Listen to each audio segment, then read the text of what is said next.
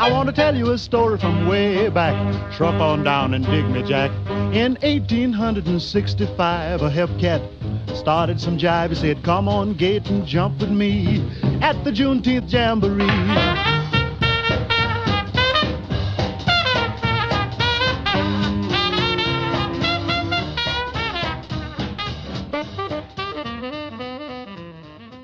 Good evening and welcome. I'm Joseph Berger, Provost and Vice Chancellor for Academic Affairs at UMass Boston. On behalf of UMass Boston and the co-hosts for tonight's event, the New England Aquarium and the Lowell Institute, I am delighted to welcome you all to tonight's special Juneteenth event hosted by Living on Earth. We will explore the powerful legacy of Robert Smalls, a man who dared to dream of a better future for himself, his family, and others he helped pilot to freedom 160 years ago. Tonight's guests will share his story and reflect on what it can teach us about the courage needed to navigate through today's climate crisis. Juneteenth is a time to commemorate the emancipation of enslaved African Americans and to celebrate African American culture. On June 19th, 1865, enslaved people in Texas finally learned that they were free more than 2 years after the Emancipation Proclamation. Imagine the joy they must have felt. Juneteenth has been called America's second Independence Day, and it is being widely observed as a federal holiday for the first time today. Though chattel slavery ended in this nation 160 years ago, our work to realize true racial justice is far from complete. But I firmly believe that our institution is moving us closer to that reality. As the third most diverse research university in the nation and the most diverse in New England, UMass Boston is proud that our academic community serves and is enriched by our many Black and Brown students, some descended from the ancestors who were enslaved in this country, and gives them opportunities to achieve success their ancestors in bondage could hardly have dreamed of. While UMass Boston is proud of our dedication to social justice, equity, diversity, and inclusion, we recognize that we have no laurels to rest on. There is still much work to do. We are also proud to be home of Living on Earth, the public radio program and podcast covering the environment that is hosting tonight's event. It has aired nationally for 31 years and is now part of the UMass Boston School for the Environment, where it teaches students how to craft compelling audio stories on environmental health, justice, and science. Executive producer and host Steve Curwood created the first pilot of Living on Earth in the spring of 1990 and has been a journalist for over 50 years at NPR, CBS, WGBH-TV, and the Boston Globe, where he shared the 1975 Pulitzer Prize for Public Service as part of the Globe's education team. Steve is also the recipient of numerous awards recognizing his outstanding work on environmental reporting and leadership, including the 2003 David Brower Award from the Sierra Club and the 1992 New England Environmental Leadership Award from Tufts University. Please join me in welcoming Steve Curwood, host and executive producer of Living on Earth. Well, thank you, Provost Berger, for that very generous introduction. And this is a special treat for us tonight. We are so honored to be part of, I believe the University of Massachusetts is the third most diverse university in the country now, or at least in the North, if I have that right. And the School for the Environment, set right here on Boston Harbor, I think is really engaging with today and what really is coming tomorrow. I also want to thank our other co-sponsors for tonight, the New England Aquarium, and we'll be hearing from the CEO, Vikki Spruill, later, and the Lowell Institute. So welcome back, everyone, to the Living on Earth Live Events series, and we're so glad we could have you with us tonight to celebrate Juneteenth. And as Provost Berger mentioned, I'm Steve Curwood, host and executive producer, founder of the radio program and podcast now, Living on Earth. And it's an honor to have with us tonight two special guests to talk about the life and legacy of Robert Smalls, as well as the roles of BIPOC folk during this time of climate emergency. So let's see. We see you on camera. And by the way, later in our discussion, excuse me, Joel Christian Gill is going to join us. He's an artist. He wrote this book about Robert Small. It's a graphic novel. It's really quite powerful and wonderful way of telling the story. But first, we're going to get started with Michael B. Moore. Now, Michael, you're the great-great-grandson of Robert Smalls. Yes. And in this life, you're a high-impact business leader, you're a board member, you're an author, man about the nation, and sometime, I guess, growing up in Massachusetts, now in the Low Country in South Carolina. Also with us, of course, is retired Admiral Cecil Haney. Admiral Haney is one of only 3 Black 4-star admirals in U.S. history. I mean, I think there have only been about 200 working 4-star admirals in U.S. Navy history. So it's quite an honor to have you with us, sir. Admiral Haney served as commander of United States Strategic Command, something which I didn't even know existed until we began working up this program. STRATCOM he had the responsibility of leading all 5 military services as senior commander for missile defense, nuclear, and space operations. In other words, if things got bad in the Situation Room, the man at the other end of the phone would have been Admiral Haney. Before that, Admiral Haney served as commander of the U.S. Pacific Fleet, and back in his days at the U.S. Naval Academy, he was trained as an ocean engineer, and for much of his career, he was, until he got into all these commands, he was under the sea in our submarine fleet, which is so critical for strategic defense of our nation.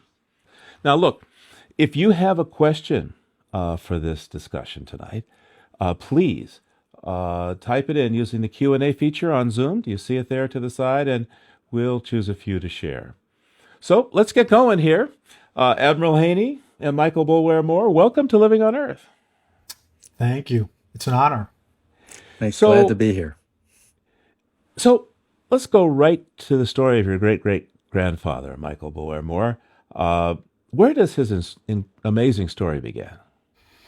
Well, it begins with his birth in 1839 in a little shack behind the big house in Beaufort, South Carolina. His mother was a domestic, and as the story goes, there was a big event happening in town. It was actually the execution of an enslaved man, and leaving everyone, and his mother was there by herself in her 40s on the floor of the shack and gave birth to Robert. And he grew up in and around the house with the master and their family, and learned, the various things that one needed to sort of navigate as an enslaved person. He was sort of caught in between. He had perhaps access to what freedom looked like. There were young people, the children and grandchildren of the master were around, but it was clear that he could not partake in those. And I think among the things that most vexed him was the fact that it was illegal for him to go to school. But, so he shows signs of being very smart and quite capable at an early age, I gather. Yeah, I think so. I mean, it's hard to imagine the realities of slavery back then, but the fact that he was able to grow up with his mother beyond kind of the traditional period of time, when typically they would sort of call them quarter hands, would then be taken from their mother and sort of sent to work. He was able to sort of receive her love and nurturing and attention, and I think that had an enormous impact on him. So eventually, he got hired out to work on ships there in Charleston Harbor? Tell me that part of the story.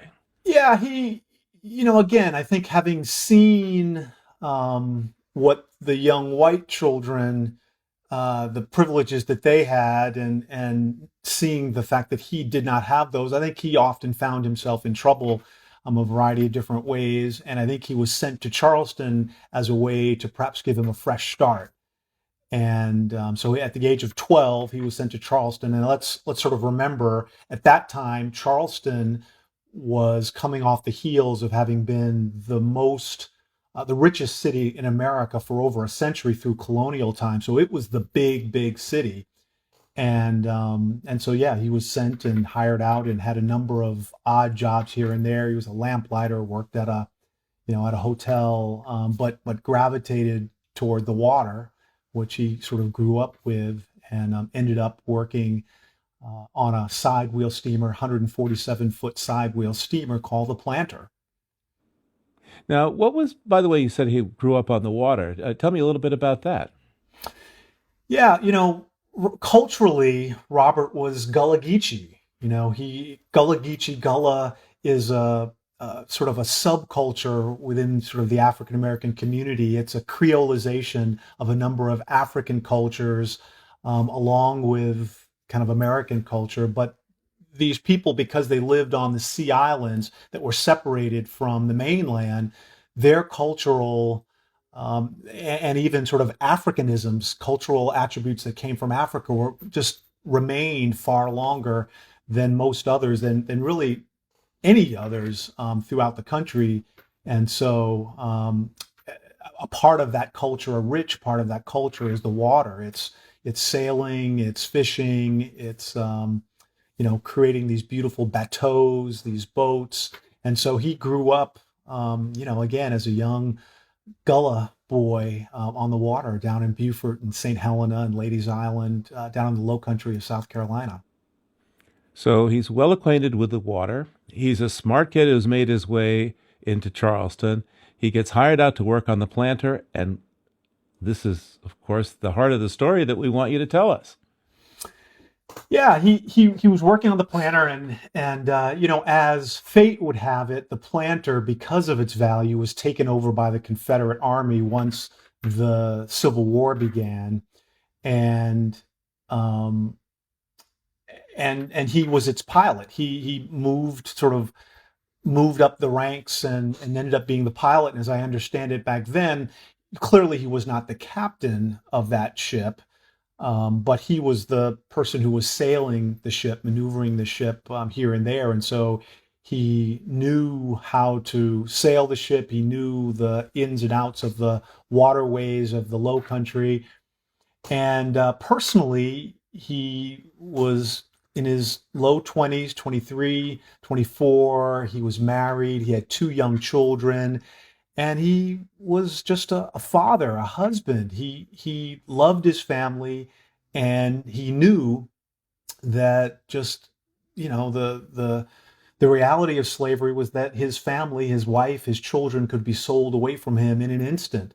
And so he thought, very deeply about, how to do something about that. One of the things that he did, Robert, as mentioned, he was hired out. He got a salary that he sent back to his master in Beaufort, but he was able to keep $1 a week. And with that $1, he bought various sundries, tobacco, candies, fruit that he then sold on the docks. And he saved every penny and ended up negotiating for the life of his wife and children with his wife's master. He put down $100 down payment on the life of his family with a total sort of purchase price of about $500. But he also knew, that was precarious. He knew how long it took him to earn that much money, to save up that much money.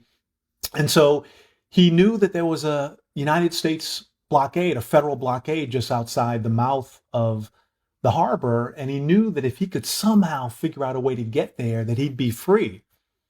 And so he noticed that the Confederate crew from time to time would leave for the night. They weren't supposed to, but they would leave for the night, not to come back until the next day. And he concocted a plan. He got together the other enslaved crew of the Planter and came up with a plan that one night, and it ended up being the night of May 12th, 1862, into the early morning hours of May 13th. The Confederate crew left. He got his family, the enslaved crew, got their families.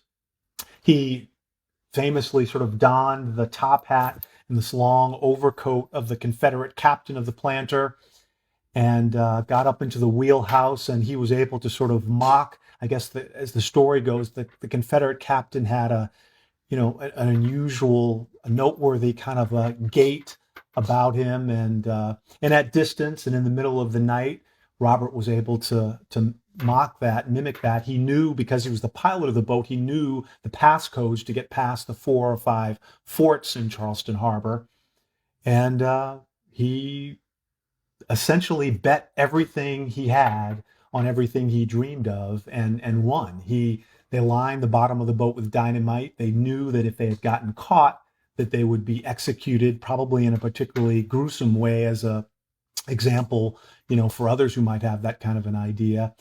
And so it was a life or death proposition. I often think, it is so complicated, I imagine, in the dead of night to sail a boat through, a busy and complicated harbor, but to do that under the threat of death if something were to go wrong, it's an amazing challenge. And I often think, that if something had gone wrong, I mean, clearly I would not be here. So I have lots to thank Robert Smalls about, but certainly his bravery and his skill are among the top. What I heard, this one version of the story I heard has him being fairly nonchalant, moving the boat slowly, easily, casually about, as if, what's to worry? Well, I think they were, because they were sailing at an hour that wasn't used to, that the planter wasn't used to be sailing about, I think they were very careful about, the sentries and getting potentially blown out of the water by the cannons from one of these. You all will remember that at the mouth of Charleston Harbor is Fort Sumter, the place where the Civil War began, had these very dangerous cannons. And, if something had gone wrong, again, aside from the potential of them blowing the boat up, they could have gotten blown out of the water. So it was a very dangerous endeavor for sure. So, by the way, what happened to Robert Smalls after he got his family to freedom? I imagine the Union folks on that boat were pretty surprised to see this Confederate ship sailing towards them, but I gather they didn't fire, huh? They must have... Yeah, it was, as the stories go, that Robert had thought through all the details. He had thought through, all of the intricacies of getting, sort of to freedom, to that blockade, except for one detail, which was, here is this, they say one of the largest boats in the harbor, steaming full steam ahead toward this Union blockade with an enormous Confederate flag up above. And so he had forgotten that detail. So very quickly they lowered the Confederate flag. My great-great-grandmother Hannah had thought about that detail, though, thankfully, and had sewn together a number of bed sheets into the universal white sort of flag of surrender. And that saved them, because they could have gotten past all of the Confederate forts, but then also, run into trouble with the Union blockade and gotten, sort of, killed by them. So yeah, it was a precarious, audacious kind of a plan, and God was with them. The slide that we have up right now on the screen is of your great-great-grandfather in a rather fancy attire. So explain that part of the story for a moment, please. Yeah, after the war, well, first of all, just really quickly, Robert got a reward for delivering the planter to the United States. He didn't actually get the sort of the equation of what Congress sort of prescribed for these matters. I think they couldn't see fit to give a black man that much money, but he got a handsome reward, and he could have lived his life. He was received up and down the East Coast as a hero, one of the first real heroes of the Civil War, and he could have lived a very comfortable, happy life as a Civil War hero, but instead he decided to go back, into the crucible of the war effort. He freed himself, he freed his family, but he also wanted to free others like him who were enslaved, and came back and fought actually on the planter. He became, as the story goes, he became the first African American to command a United States naval vessel, became a captain of the planter, fought in 18 battles quite valiantly. And after the war, went back home to Beaufort and got involved. He was an enormous celebrity in his hometown of Beaufort, and first was elected to the South Carolina House and Senate. Did some amazing things there, among which he wrote the legislation to create the first free, compulsory, statewide public school system in South Carolina, which was the first such kind of school system without regard to race or class in the United States. And so he did that, and then was elected to Congress and served 5 terms in Congress. And and so the picture that we were looking at the time, and the one that's up now, certainly is of him, in his sort of congressional uniform, so to speak. What an amazing story. Admiral Haney, here's a man which, although I gather that he wasn't quite enrolled in the United States Navy, nonetheless was commanding a United States Navy vessel. What do you take away from his story? Wow, Steve, and just a great story, Michael, and thanks for your articulation of it. I take away, here is an individual that clearly is a self-learner, that even though he had the barriers of no education for Black folks during that time frame, and he took it on his own accord to learn at every opportunity he had to even get to the position to be able to do this. The skills required to transit those waters are not trivial. It takes a lot of knowledge and understanding there.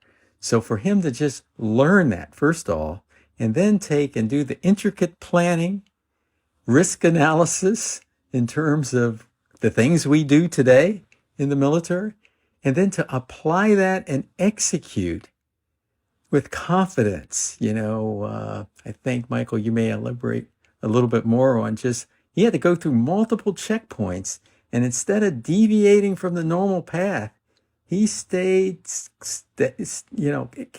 the ship where it would normally be, very close to Fort Sumter, as a matter of fact. And if that doesn't give you goosebumps, I don't know what would, if you were thinking about that time with his family on board.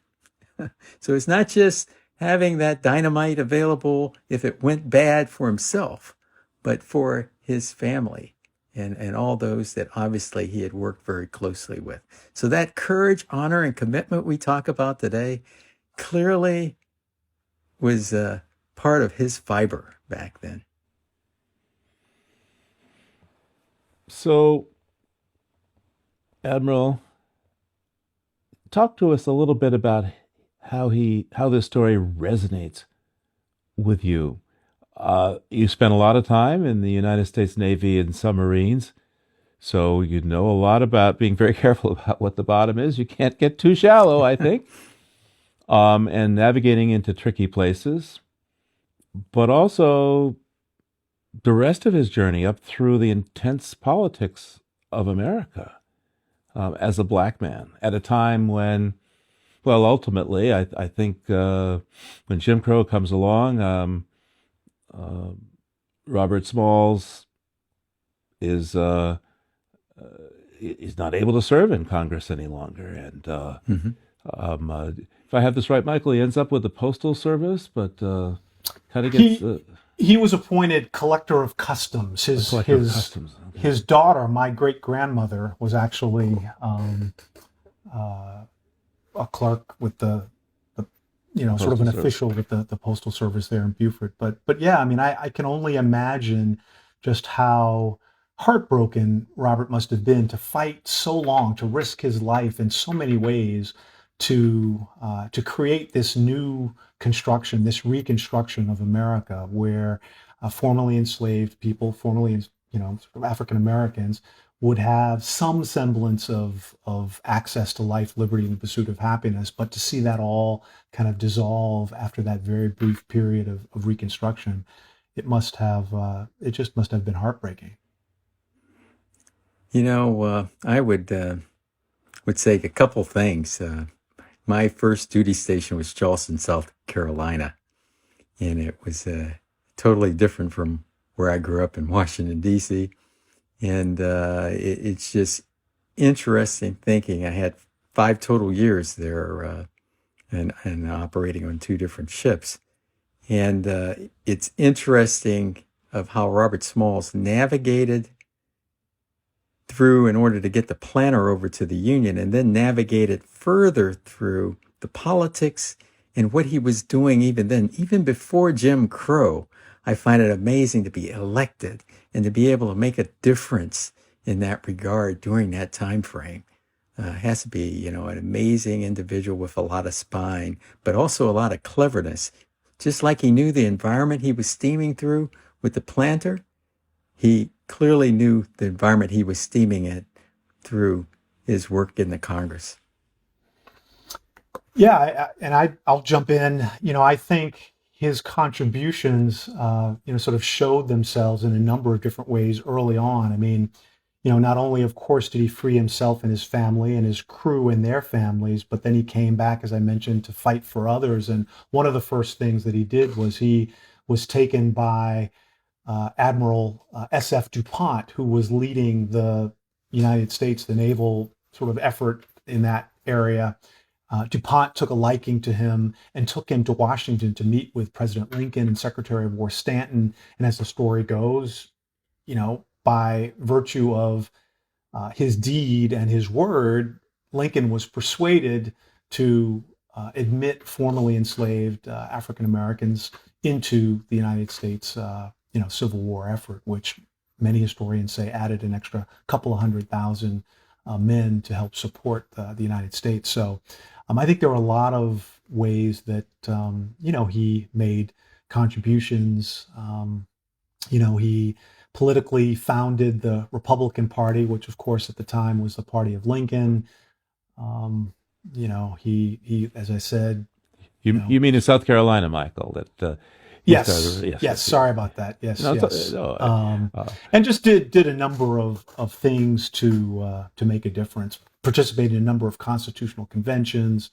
Was a very active business person. Was very entrepreneurial. Owned a number of businesses and a lot of the real estate down in Beaufort during Reconstruction. And just generally, I think committed himself to living a life of consequence. The power of his example actually touches my family personally. My great-great-grandfather, Charles Arnhem, was in the Massachusetts 54th. Was not in the first wave that lost half of the unit in Charleston. Went later, but served in the 54th. And came back not as a congressman. He's from North Adams, Massachusetts. Came back not as a congressman, but as a drayman, which he had learned in the service, and was an entrepreneur. So it's thousands upon thousands of people who were inspired by Robert Smalls, and the fact that he was able to, certainly in part, if not in entire measure, get Abraham Lincoln to get black people into the Union Army. So what kind of legacy do you think that Robert Small's story leaves for all people of African descent now in the United States Navy and actually the U.S. military? Admiral Haney?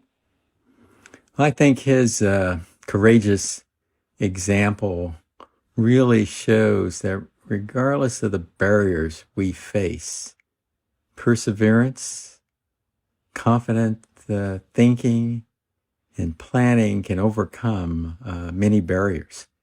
And his lifelong example of that has touched many, both in the military and, as you mentioned, outside the military, in terms of what he was doing. And we look at his picture and just how well he looked. I would tend to believe that he had to be articulate, and in order to win the day in so many things he was working on, either in an entrepreneurial or in Congress, as well as just convincing that crew to take that risk.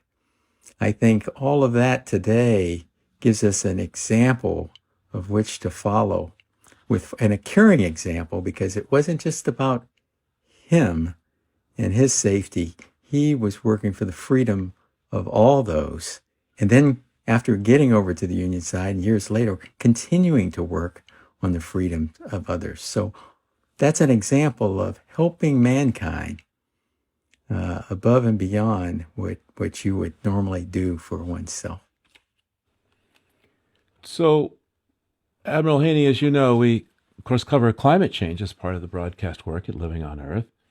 And the oceans are a huge part of that. And one of the reasons that we invited you to speak on this panel, because May 13, 1862 was a moment of huge courage then, 160 years ago now. But today is a moment of huge courage to take on the challenge of climate disruption, which is as much of an existential threat to our way of life as the destruction of the Union was back then. So how has your career in the Navy intersected with the climate crisis, and what advice might you have for us going forward? Well, I would say the courageous efforts of Robert Smalls is an example here of just overcoming barriers which we must in terms to get at climate change. He had to overcome a lot of uncertainty. And, we see evidence, but there is some uncertainty. And clearly he moved forward, steamed ahead. We need to also face this challenge front and center. You used the term existential. The Secretary of the Navy back in May put out a plan for 2030 associated with the Navy and climate change. And in it, he also used the term existential in terms of what we need to do, what we need to pay attention to. As we look at it, first and foremost, just the readiness of our forces. All Navy bases are located near water for the most part. And when we look at places like the Tidewater area there in the Norfolk, Virginia area, we have not just the Navy, but all services are represented there with bases and places to train and what have you. And that area itself has changed now, and we'll see even more changes as a result of climate change, as we look at storms, as we look at the ice melt that's increasing the level of sea, et cetera there. I used to have to, whenever there was a hurricane getting close to Charleston, we had to get underway well before the hurricane got there. Well, today, those storms, surges, et cetera, are impacting more and more inland. And so we're seeing those effects today. It's not just something that's out there for the future, which really requires us to get at it, just like that example Robert Smalls provided us. Furthermore, as we look at what the military does around the world, including the Navy, in terms of providing humanitarian assistance, disaster relief, but also in terms of just what is happening to so many areas, creating even more of a national security issue that will have to be addressed. So climate change, we look at it sometimes through a soda straw and say it's just the Arctic or what have you. It has broad implications for our national security. Yes, say more about that, because you spent so many years right there having to deal with huge questions of national security. What do you see in terms of what we're dealing with now in terms of our national security, and what's over the horizon? What should we be planning for in terms of climate change and our military capabilities? Well, the when you say what should we be, I will say there's a lot of planning that seems to be going on now. I'm removed from it because I retired back in 2017, but I see these strategic documents that are out there, and knowing that each one of those has implementation guidance, that there has been some work that is going on in that regard. The question is, can it keep up with the rapid change that we're seeing in the environment today in so many areas? Whether you're out west to the climate change that's creating the intensity of these forest fires out there, to, as was mentioned, some of these mega storms that we talk a lot about on the East Coast of the United States, but having been a Pacific sailor for many years, these super typhoons that come through and clobber some of our treaty allied nations like Japan and Philippines and what have you there are also things that we have to deal with. So one of the efforts that you see a lot of attention to today is how to make our bases and places more resilient. And that's easier said than done, quite frankly, and particularly given the changing nature of what's going on here. That requires a lot of planning, a lot of resources, et cetera, in order to deal with that. Earl, New Jersey, for example, in 2012, Hurricane Sandy came through. Tens of millions of dollars had to be applied there to not just correct it, but also, it's my understanding, they put in place other things to make that area more resilient. But the resiliency changes are doubtful in terms of their keeping up with the change we're seeing in the climate today, and we just cannot have a cavalier attitude toward that going forward. By the way, we got a question wondering if Pilot Smalls, Congressman Smalls, ever received any military honors. If he's not eligible for military honors, could he get a congressional or some other honor? How can citizens perhaps recommend him for that? Michael or Admiral, you care to take that? I mean, I'll start off.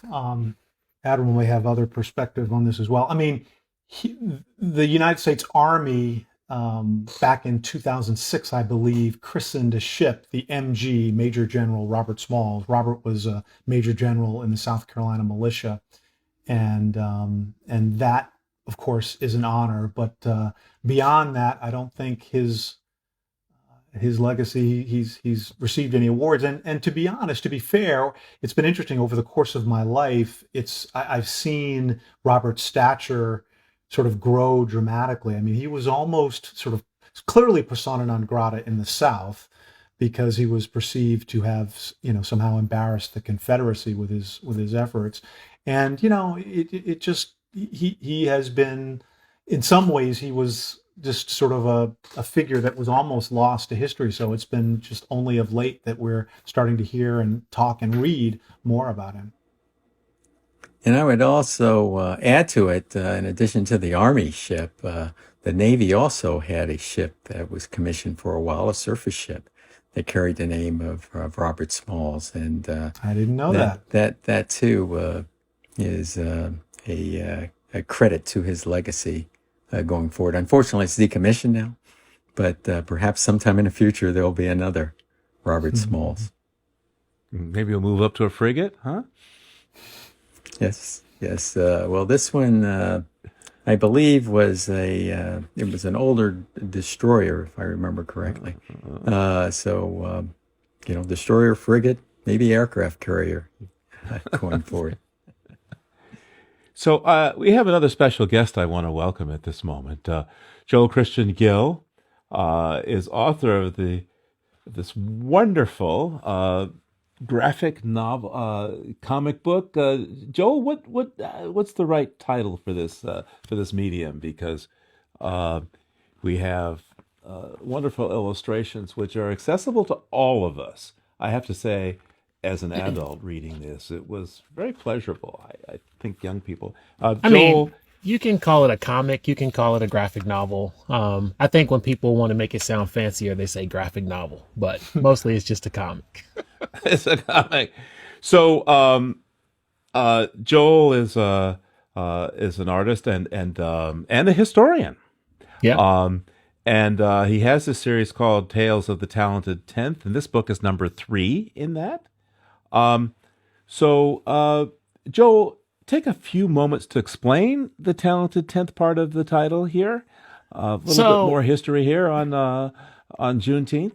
Well, my first series is called Strange Fruit: Uncelebrated Narratives from Black History, and I wanted to do another series right after that, where I was like, I want to concentrate on one biography of someone, and I had been reading a little bit of W.E.B. Du Bois's argument with Booker T. Washington about the role of Black people in society. Booker T. Washington said that Black people should basically stay insular and work in their communities, and basically what Jay-Z said, freedom is our only hope, right? And W.E.B. Du Bois said, not so much. So he said, we need a class of people who can rise up and take control and lead those people. And I make an argument, and so those people he called the talented 10th, and I make an argument further the point that those 10% of the population, that talented 10th that W.E.B. Du Bois was talking about, that would rise up and lead Black people, would be powered by the 90% behind them. So it's more of someone that can personify the hopes and dreams of the individuals and bring the rest of the group up. So, what attracted you to the Robert Smalls story, Joel?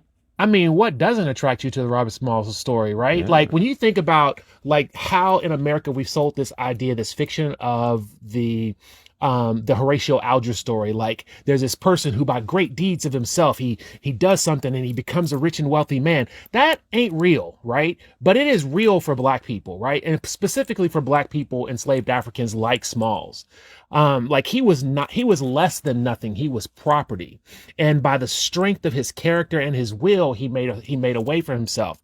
And like what's amazing, and which I was hoping I was hoping nobody would say this so that I could get a chance to say it. But I think it's just amazing that in a short period of time, he went from being an enslaved African, and I'm not sure, Mr. Moore, you could probably tell me whether or not this is true or not, but he probably couldn't read in that time. And then about a 4 or 5 year span, he saves his family, 13 other people, which is like the greatest heist of this Confederacy, right? That's like the equivalent of millions and millions of dollars, right? So he steals all these people and this ship. He goes on to that would have been an amazing story in and of itself. But then he teaches himself to read. He becomes a war hero. He saves the planter from being destroyed when the captain, generously goes off into what did they say? And the actual quote was something like he took refuge in the engine room. This is in one of the Civil War battles, right? And one of the battles afterwards. He does this, and then he becomes a politician. And what I think is really amazing, which we don't spend a lot of time in America talking about, the idea of what these Black Republicans were doing in Reconstruction, is that they were not focusing on what Black people needed. They were building things for everybody. Like that law that he wrote that funded and made compulsory education in America statewide and South Carolina state line, that was for everybody. That wasn't just for Black people. That was for everybody. And I think it's those kind of things. There's one instance, and I keep mixing it up. I don't know if it was Georgia or South Carolina, but the Black Republicans were ejected from the Senate and the House. And when Ulysses S. Grant comes back and reinstates them, the first thing those Black Republicans do is to pay for the people's time that were illegally sitting in their seats. Right? Like the ultimate turn the other cheek. So when you look at the period of Reconstruction, it was like the first time in America where we had a real clear and definitive time where we could have had pure and true racial justice in America that was destroyed by white supremacy. And I think that's the sad thing about that, is because like we put traitors on the names of our schools, like, people who would have legitimately killed an American president. That would have been Robert E. Lee or Fort Hood, like any of these things that we're naming these Confederate generals after. These were not Americans. They died not American citizens, and most of them gave up their American citizenship. But we have Robert Smalls, who embodies the American ethos of what it is to pull yourself up by your bootstraps, and also do things and provide service to the other people. And there's not a school in America that's named after him. Like, where are the statues for Robert Smalls? And for folks like Robert Smalls, Blanche Bruce and Hiram Revels, where are the stuff? Where are those people in our history? Because those people embody, Black people in America make America keep her promises. When we do things, and when you do these things, it actually helps everybody, not just Black people. And I'm just like, that's what Robert Smalls was doing. That's what attracted. I'm sorry, I'm on a soapbox, but Well, that no, brings me we to like. Okay, so I think to all of you here, the point that Joel has made is that when Robert Smalls moved to have education for everyone, to lead all people in South Carolina for better educations. What is it that Black America can do to make a better place for all of us? Because, spoiler alert, I think we're still dealing with the white supremacy thing. I'm sorry. Yeah, like that's, yeah, sorry. Yeah, we are definitely still dealing with white supremacy.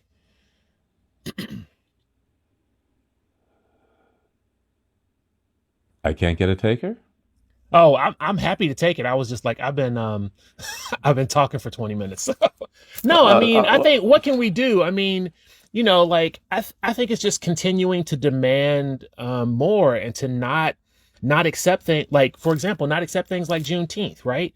You know, I say this a lot, and you know, if anybody's ever heard my rants, I always say, like, people, it's like Black people are in America, and America are in prison, and we're saying, hey, please let us out, and they say, well, we'll give you cake, so you can have cake while you're in prison. And that's what Juneteenth is, right? Like, I don't need a holiday to cook out. I can do that by myself, right? And we've all been doing it, right? Juneteenth has been a holiday for Black people for these last 150 years. We didn't need the federal government to say it was a holiday. We've been drinking red strawberry soda and cooking out and dressing in fancy clothes for a long time. We didn't need that, right? What we needed was the end of mass incarceration. What we needed is like an acknowledgement of the wealth gap. What we need is like the you know, speaking about environmental issues, like look at poor health outcomes of Black people in communities where there's pollution, right? We don't do stuff like that. We don't deal with environmental racism. We don't deal with any of these things. We just say, oh, but you got Juneteenth now, so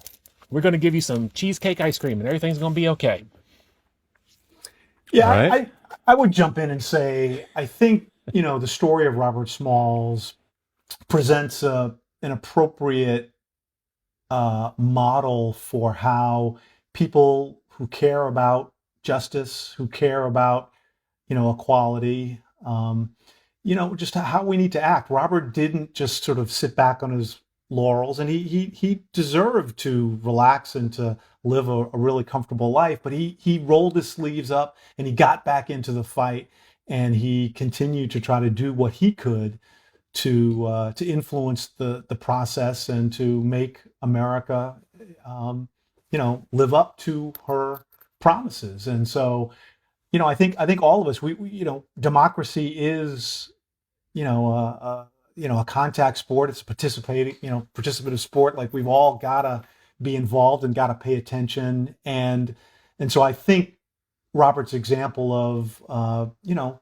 coming from nothing, coming from, in some ways, beneath nothing, and just striving and working and having his eyes fixed on an appropriate point on the horizon. I think that's something that can resonate with people today. You know, Yeah. And, just and gotta, yeah.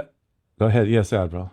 Yeah, I agree. I think 2 points. The example of Robert Smalls and others like him that had some incredible barriers placed in front of them, took advantage, learned as much as they could, even without formal education, in order to reach a goal. And then after getting to that goal, went to work hard for the well-being of others, including others that didn't look like them. Now you can look at that and say Jim Crow sort of compressed that. And then there's, you know, follow-on rebounds and what have you. But I think we have to continue to talk about that, just like this program gives that exposure. I would argue a little bit differently with Juneteenth, in that with that recognition of a holiday. There are many, many black folks that didn't understand what Juneteenth was about, much less what Robert Smalls is about. So if you don't have something like that, that puts a bit of an exclamation mark, a pause, and say, let's talk about this, it gives more recognition to it. It was interesting just seeing over the weekend the number of news channels reflecting on Juneteenth that raised the bar to many youngins that had not understood what was signed out last year and the whole journey. Imagine that slavery ends and you got over 2 years before we get to Texas. A lot of understanding has to be digested there. And then with the spirit of Robert Smalls is we can't stop. We can't let those barriers just stay in front of us. We have to continue to self-educate, thrive, thirst for knowledge, and then work our way through and continue to press forward with it. And prayerfully, eventually we will get there. Now, Yeah, I think one thing, Dr. King said that the mark of, what did he say? The moral arc of history was long, but it bends toward justice. And I just think we need to pull it. We need to legitimately reach over and pull that arm toward us. And the only issue that I have, I'm of course, if they had given me an opportunity to vote for Juneteenth or Dr. King's holiday or Black History Month, I would have voted for all of those things, right? But what those things do is they allow people to forget, to not have to pay attention to, like, we like that, we would like the reflection, but we also want voting rights for people in South Carolina. We also want voting rights for people. We want the reauthorization. The John Lewis, I had the pleasure of meeting John Lewis a number of times. And like that, like those kind of things, like let's do some police reform. Let's do some things that we know that these outcomes, like we can see racism happening in health outcomes, right? You can see Black birth rates in America are lower. And after 9/11, people of Arab descent's birth rates were lower as well. So we can see that this is actually physically affecting black people in America and disaffected people in America. And while I love the fact that these people are saying let's reflect on these things, but also like let's do something. Like let's. Yes, let's do something. Now, it is important, I think Michael pointed this out, that in the end, though, Robert Small's heart was broken by the final backlash of white supremacy. I think Woodrow Wilson pushed him out of his customs, his last federal job. I think it was not a happy end for him at the end, which is all too frequent. The end of the story of people who work to make this change. It is not easy to make this change. And one of the people who's watching this asked the question, what would Robert Small say about environmental justice today, especially in relation to climate change? What do you think he would say? Well, go ahead. I'm sorry. You go ahead. Go ahead.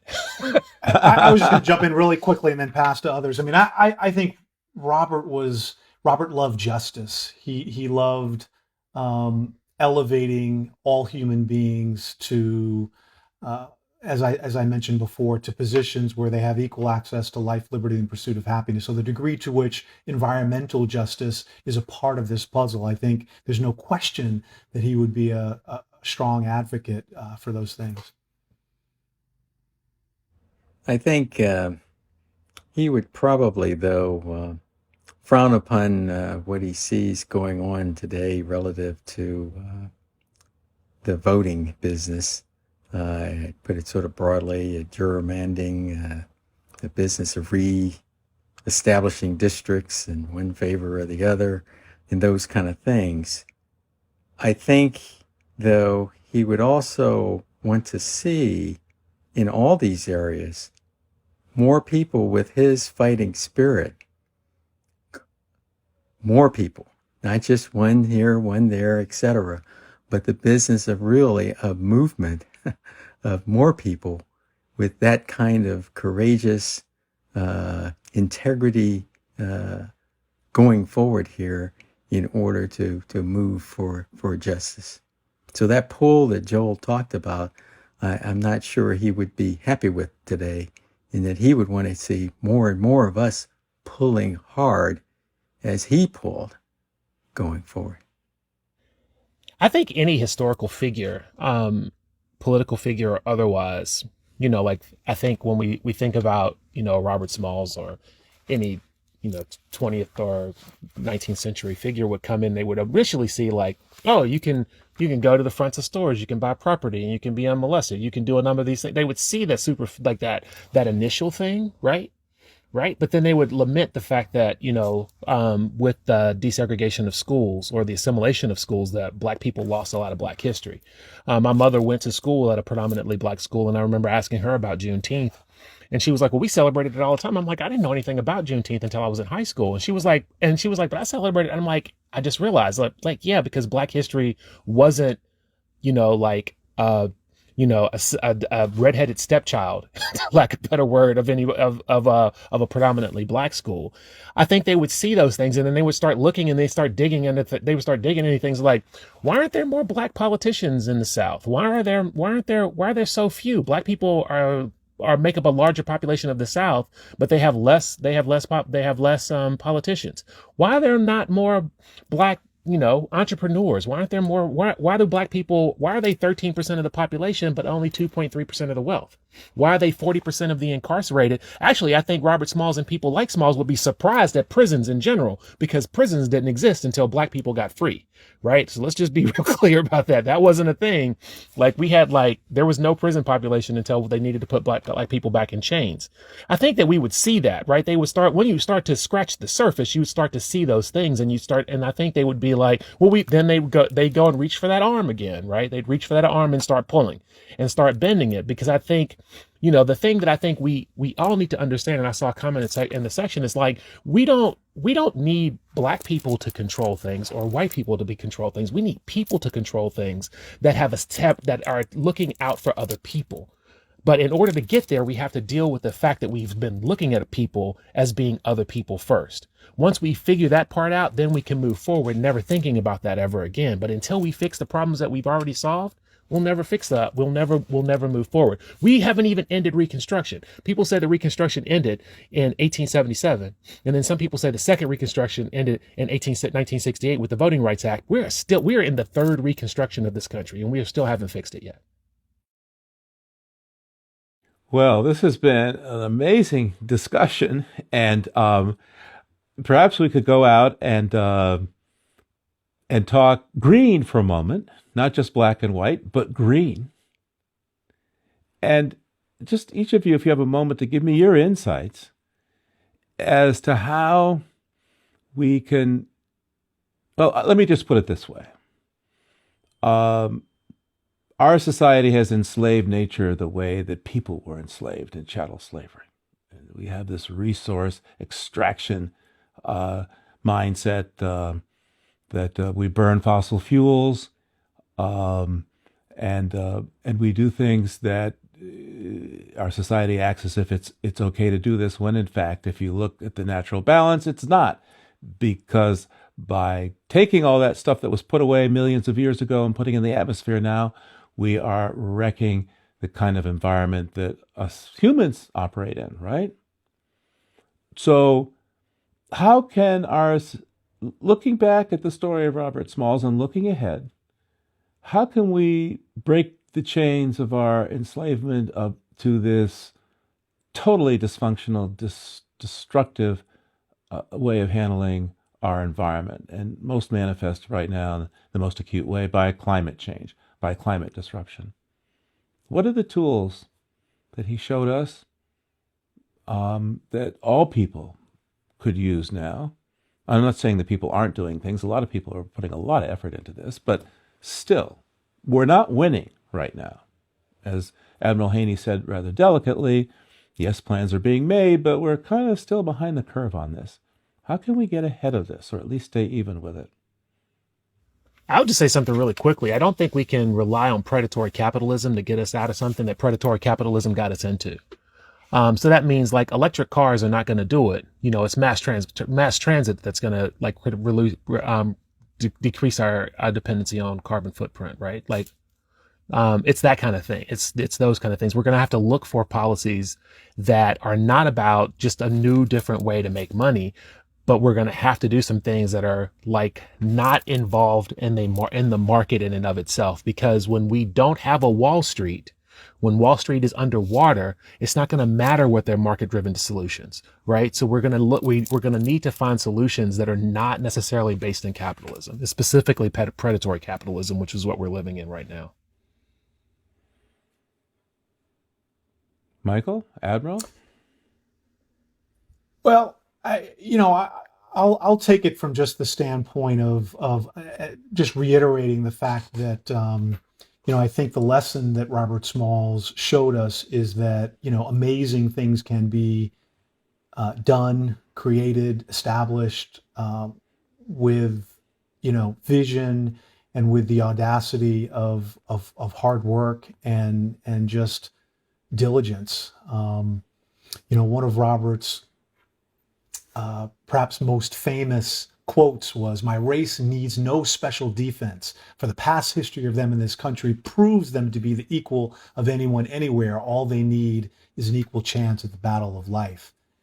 And I think that's that sort of captures things. And even if you take a step back and broaden that from focusing on people of African descent to sort of people in general, I think to the point about predatory capitalism, at the end of the day, the people have to create a meaningful counterbalance to so much of self-interest and greed that is not good and not serving humanity. Admiral? I will try to approach it in a different sort of way, and I'll try to use Robert Small's example and just this planter approach that he had. He had to convince a lot of people. I mean, the people that were part of his crew to go forward against the risk that was in front of him, which meant he had to be a compelling leader, a thought leader, and a planning leader who gave it probably a lot of introspection himself in going forward. So when I look at this, looking at the concerns we have for our environment today and getting at it, it gets to be when in us understanding the problem. I think about where we were in the Al Gore days to where we are today, and still we have a long ways to go, a lot of navigating to get there. It requires a lot of education and exposure, and being able to have that compelling argument out there in terms of we got to go forward and the emergency of fixing some things. And I think his example can show us some of that, but then it's got to be expanded more. It's not just the United States and what have you. It's the world and how the world addresses this problem collectively and recognizes it as a problem, really requiring leadership in a different way than we perhaps have had before in terms of this urgency of applying resources to it. It's interesting seeing the world look at COVID and the amount of money thrown into research, development, and what have you there to come up with vaccines and to study it, and to understand it, medicinals to get at it, even for those who don't believe in the vaccinations to be able to help them. Now, that was a worldwide effort in many ways that must continue. We have to have a real compelling worldwide effort going on in this area in so many of the facets that were discussed here, to get at this and the uncertainty of our future if we don't. Admiral, it's like you say here. With Robert Smalls, his choice was now or never. Our chance now with the climate is now or never. So we're out of time here. Well, just about out of time. I'd like to mention that thanks to a generous donation from Joel Christian Gill's publisher, if you decide that you would like to donate, if you're among the first 20 people to donate $62, now we picked that because of 1862, obviously, the year that Robert made his great escape, we'll send you a copy of this as part of the thank you for supporting us. So just go to loe.org and click on donate at the top of the page to help support free events like this one. So thank you so much if you do that. And thank you for being here. And let me thank our guests, Admiral Cecil Haney, Michael Boulware Moore, and Joel Christian Gill. Thank you for joining us tonight and making it such a fascinating discussion. Thank you all. And of course, if you weren't watching this right now, I guess we would have an interesting discussion, but it's all the more interesting because you've joined us. So be sure to sign up for the Living on Earth newsletter. That's at loe.org. And so you can be the first to know about any upcoming events. Although probably not another Juneteenth event until next year, actually. But there'll be others that, as we wrestle with this question, what do we do with the now or never aspect of where we are with the environment? Something that affects Black and brown people over the short term more than other folks, simply because of the way the society is arranged. But ultimately, it affects all of us. So, and here now to close us out is the Chief Executive Officer of the New England Aquarium and President, Vikki Spruill. Oh my goodness. Thank you, Steve. And thank you, Joel and Michael and Admiral Haney. This has been an incredibly humbling conversation. It's a privilege to be here with you. I am just moved by so much of this discussion. And Steve, I think you are a talented 10th because of your brilliance in bringing together this really incredible combination of voices for what I think was an important and provocative conversation. I want to thank all of you for joining us on this special Juneteenth celebration in honor of Robert Smalls. And thank you to our co-sponsors, Living on Earth and UMass Boston School of the Environment, and of course to the Lowell Institute for their support of the New England Aquarium's lecture series. If I may, I just wanted to offer a few reflections. I think Smalls was an example, as I think you said, Joel, of helping mankind, not just himself. I think there's a lesson in that. He was a self-learner, living lives of consequence against all odds moves me beyond words. Thank you, Michael Moore, for that characterization. Perseverance, courage, determination give us an example to follow, and that is certainly what we need in the face of racial justice, environmental justice, and climate justice. I think absolutely the courage of Smalls shows us an example of how we must address climate change. And I was pleased to hear Admiral Haney talk about the Secretary of the Navy calling climate change an existential threat. We all know it is. We have to get at it. Thank you, Admiral Haney, for those inspiring words.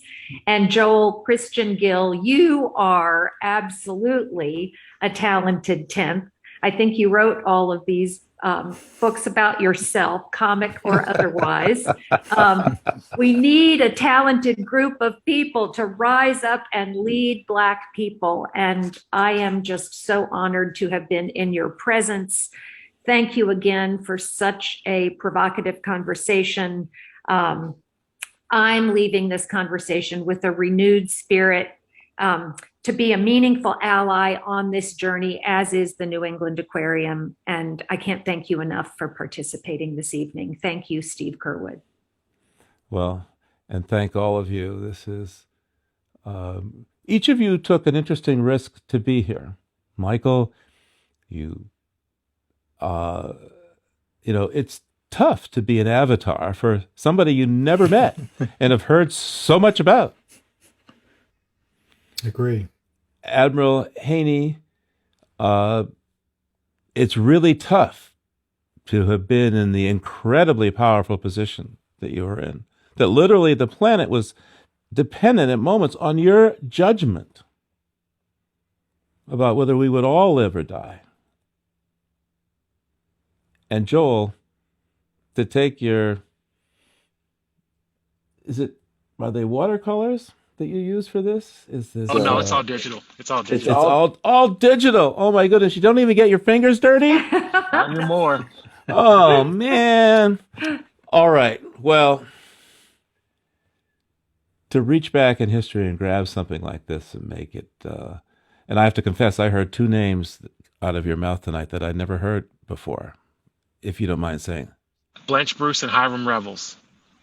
Hiram Revels, I guess I have heard before, but Blanche Bruce. Blanche Bruce was the first Black congressman to serve a full term in the Senate. Hiram Revels served part of a term, but Blanche Bruce served the whole term. Also, Vikki, I want to tell you, like, the New England Aquarium, when we were poor and I was in grad school and we had my 4 little kids, we were living in Boston. Oh. That was one of the places we bought the tickets for so that we would have it. So we would always go.